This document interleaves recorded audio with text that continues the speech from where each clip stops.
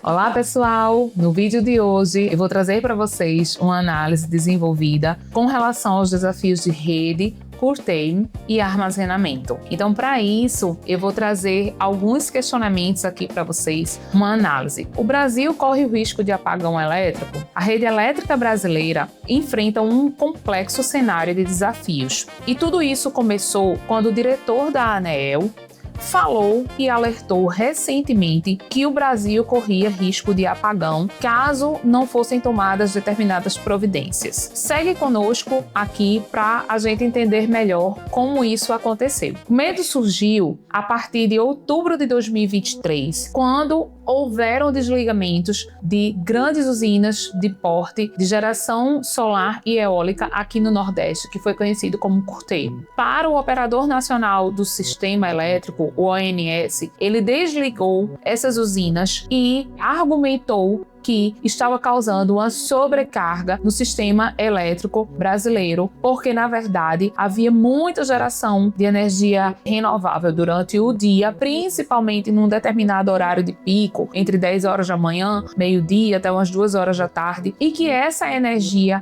gerada com grande volume, grande potência, não tinha condições de ser transmitida e escoada para o restante do país. O fato da gente dizer que tem uma grande excesso de geração aqui no Nordeste, ele é verdade, mas não é bem verdade, porque existe um consumo também muito alto esperando por essa geração dessa energia renovável. O fato é, e a verdade que não é dita, é que nós não temos linhas de transmissão suficientes para isso. Tanto é que foram feitos leilões de linhas de transmissão que foram realizados pelo Ministério de Minas e Energia em 2023, mas os projetos arrematados nesse certame histórico, que foi em dezembro de 2023, com 21,7 bilhões em investimentos, ainda não estão em funcionamento, porque boa parte ainda está na fase burocrática de construção civil e licenciamento ambiental. Então, a primeira verdade que nós precisamos encarar é: o Brasil não tem excesso de geração de energia, porque se nós tivéssemos realmente esse excesso de geração de energia, nós não precisaríamos sempre acionar as usinas termoelétricas, que são extremamente caras e poluentes. E pior, o Brasil fechou contrato recentemente chamado de reserva de capacidade. O que é isso? É já estimando de dizer assim, ó, a gente não vai ter energia suficiente gerada pelas renováveis, hidrelétrica, eles alegam escassez de água nos reservatórios, e da solar, porque não temos linhas de transmissão suficiente, então eu já vou comprar aqui antecipadamente, fazer contratos num valor 3 vezes o valor original que foi estipulado com usinas termoelétricas. Então são verdades que estão sendo escondidas da sociedade, mas que precisam ser ditas aqui. E a questão que eu pergunto é: o consumo é capaz de obedecer a essa sobrecarga? Foi desligado através do curtailment esse excesso de energia, mas será que o consumo ele é capaz de acompanhar? Ou independente disso, a nossa sociedade hoje ela já é tão dependente da energia elétrica que a gente não é capaz de desligar simplesmente tudo que nós precisamos para trabalhar para atender a esse curtailment. Pois bem, enquanto há desperdício de energia gerada no Nordeste, o consumidor final segue pagando bandeira vermelha pelo acionamento de usinas termoelétricas poluentes e que encarecem a conta final do brasileiro. Enquanto isso, a ANEEL e o Operador Nacional do Sistema Elétrico nos afirmam que o excesso de energia limpa em horários de pico está gerando sobrecarga no sistema elétrico brasileiro, obrigando a cortar parte da geração para manter o equilíbrio do sistema interligado. Só que essa crise no setor elétrico, ela tem ido muito mais além do que simplesmente nessas usinas de grande porte. Ela tem chegado para os consumidores e os clientes que têm usinas menores, usinas até mesmo dentro da categoria de baixa tensão. E o que vem preocupando a nossa análise é que, de acordo com a resolução 1059 de 2023 da ANEEL, muitos consumidores estão recebendo comunicado e estão tendo as suas usinas dentro do biooptante, geralmente com as beneficiárias sendo cortadas. Só que o que acontece? Essa usina que está sendo gerada para abastecer locais como apartamentos, comércios, locais que não têm condições de instalar energia solar, essa usina que está gerando, ela simplesmente está acumulando um saldo de crédito muito grande. Tem cliente que chegou aqui para mim com mais de 70 mil de créditos de energia e já perdeu mais de 12 mil créditos de energia para a concessionária de energia. Então a pergunta que eu faço é: se está realmente sobrecarregando o sistema elétrico, por que a distribuidora, a concessionária de energia, não permite essa distribuição desses créditos? Não seria muito mais fácil para ela não ficar com essa energia armazenada e acumulada? Então esse é um dos pontos que nós precisamos pensar e refletir, porque a próxima investida das concessionárias será exatamente para vir atrás desses créditos de energia que estão sendo gerados pelos consumidores, pessoas que investiram, aportaram investimentos para a construção de uma energia solar, já pagam pelo uso da rede. Não pense em ninguém que quem gera sua própria energia não paga pelo uso da rede, paga. Todo mundo paga pelo uso da rede e ainda ajuda, porque está gerando uma energia limpa e muito mais próxima, que não vai ter a perda da energia ativa nas grandes linhas de transmissão. Então, eu voltando aqui com vocês nessa análise, cada vez mais a conta de energia tem ficado cara para o consumidor, seja ele quem gera sua própria energia, e muito pior para o consumidor final. E o consumidor final, ele não consegue entender porque é que ele paga tantos impostos e ainda tem uma das contas de energia mais caras do mundo, se a nossa matriz ela é majoritariamente renovável. Como se não bastasse, ainda tem essa realidade de que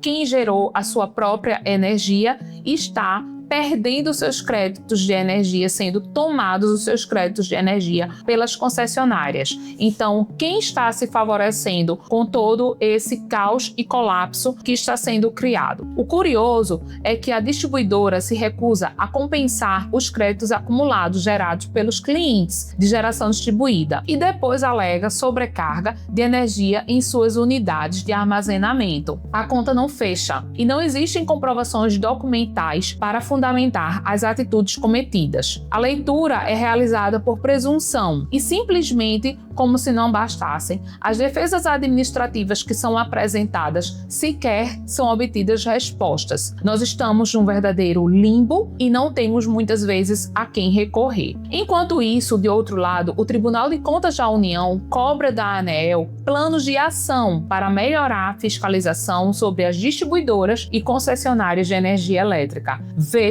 que nós temos até o Tribunal de Contas da União cobrando da ANEEL essa maior fiscalização. Só que a fiscalização é com relação à atuação dessas concessionárias de energia. E aí nós chegamos, seriam as baterias a solução? Em meio ao caos, incompetência, lobby das concessionárias dentro da ANEEL e a insegurança jurídica que tomou conta do país, tem sido levantado a possibilidade de armazenamento desse excesso de energia. E aí nós estamos falando do BESS, Battery Energy Storage Systems, que eu já expliquei para vocês que é um sistema de armazenamento de energia em baterias. Então, para restabelecer a ordem dos contratos firmados na homologação e conseguir ter esses créditos de energia, não perder mais esses créditos de energia para a distribuidora, para a concessionária de energia, poder acumular nas baterias e poder usufruir. E também voltar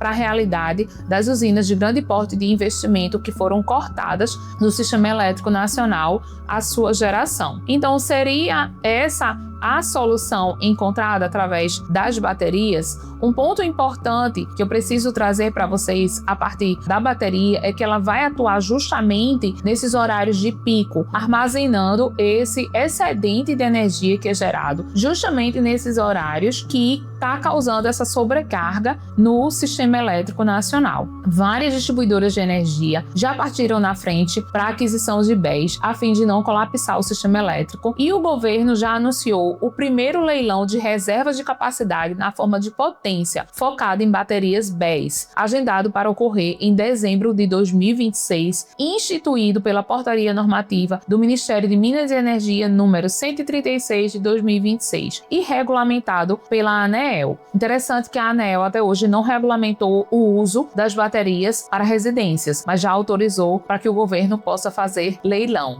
de reserva de capacidade, onde esse certame vai movimentar cerca de 20 bilhões em investimentos e visa contratar entre 5 e 6 gigawatts de potência. O que o brasileiro ainda não sabe é que esses 20 bilhões que serão aportados para financiar esse leilão e que serão outorgados muito provavelmente a empresas estrangeiras, eles serão financiados com dinheiro do BNDES.